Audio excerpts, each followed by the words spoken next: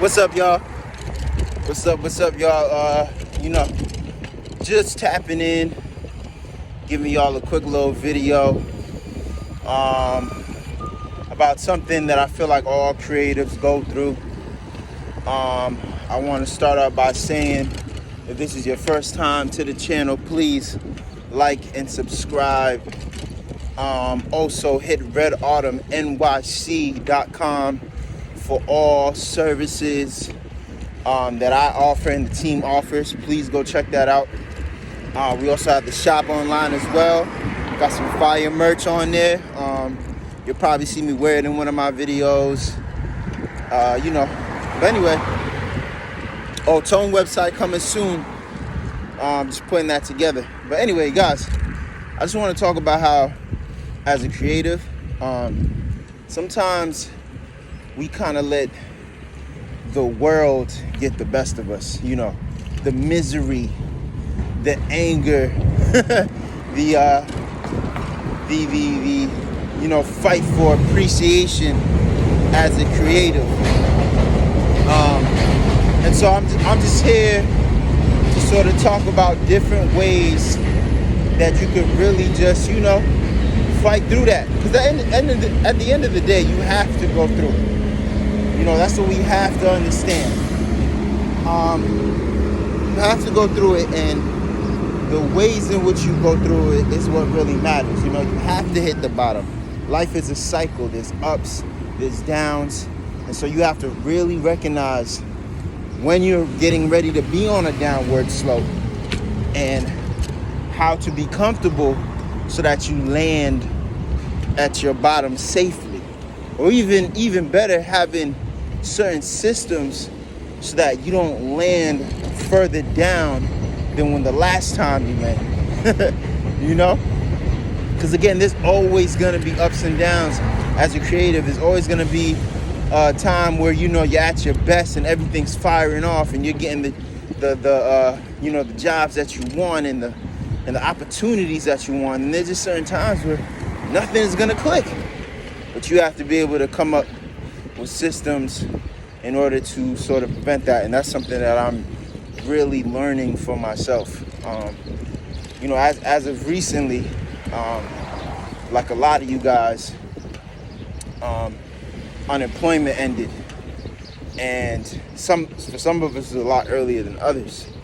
And so, certain things were happening for me as far as like my businesses and income that was coming in. But at the same time, I think there was a heavy reliance on that extra income that I was getting, and with me losing that, it really, really put my back against the ropes. And it's not like I haven't been in that situation before, but I think this time more than ever, I really have to sit down with myself and really analyze, like, hold on a second.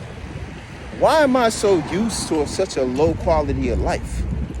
Why am I so used to just getting the bare minimum? Why is my vision so short-sighted? I'm still asking myself these questions now. And what I've done before in the past is really sit there and get to drilling on my foundation, if you will, and not really doing the active things to fill up those holes. It's called, some of you may know it as decision paralysis, right? Where like you just like so caught up in the whys and or the what that you forget the whys even, and there's things you have to do and you're just not doing them. It became to a point. Look, the other day I got this little to-do list that I started keeping, and that's sort of like identifying a problem. But then you start to look at that list and you start realizing that, oh man, there's more things piling up on what I haven't done compared to what I am doing. And that's a problem. That is a serious problem, right? So then you start saying to yourself, how do I solve this? well, maybe I should take a look at my to-do list, for example, and really be more specific about the goals that I'm trying to accomplish. Because sometimes we just kind of put these super general goals or these very long-term goals out there without that intermediate planning on how to get them done. And look, what I tend to learn is that life, for the most part, for me personally, is about the small wins, right? That keeps your confidence up so that you can continue to go for the big wins. As a matter of fact, you want to look back and get this whole collection of small wins that all of a sudden, you're staring at the championship. I take that because I used to play basketball and I used to watch basketball, and I was, a big fan of sports. So that's kind of where I get that from. But yeah, that is one way that I chose to just analyze myself and do things different.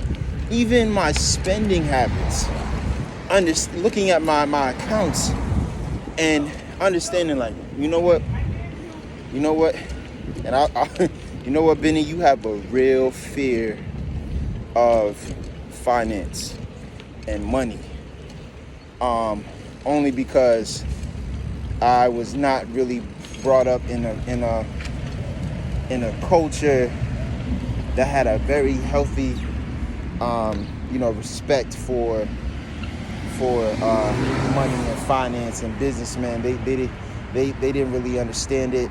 They weren't that themselves, and so they didn't really like the appreciation for it, or it's important that you teach your kids about this stuff, to really have an appreciation for money, that it's not something that you just save. You can save, yeah, but like, you really got to put it to work, just like how you're going to work every single day. And I didn't have people around me that really thought like that until I became an adult, and now I'm going through my struggles with it. And it's not to blame anybody else, because at the end of the day, the first thing you have to do is say, damn, what am I doing, right? Because I had somebody tell me a while ago that there's only one constant in your life, and that's, well, two actually, it's you and death, right? So, yeah, the point is looking at things like, wait a minute, why am I spending so much money? Why am I seeing more red come out of my account than blue? If you have Chase, you know what I'm talking about. And those are realizations that you have to have for yourself, right? You have to do a reality check, especially being when you're an entrepreneur and all you have is yourself. Sometimes we end up lying to each other and not really looking in the mirror and asking those harsh questions. That's super important as an entrepreneur, to really keep it real with yourself. So again, you can at least see these holes and then figure out ways to fill them. But I think, not to get away too far away from what we were originally talking about, which is pretty much trying to find ways to sort of alleviate stress.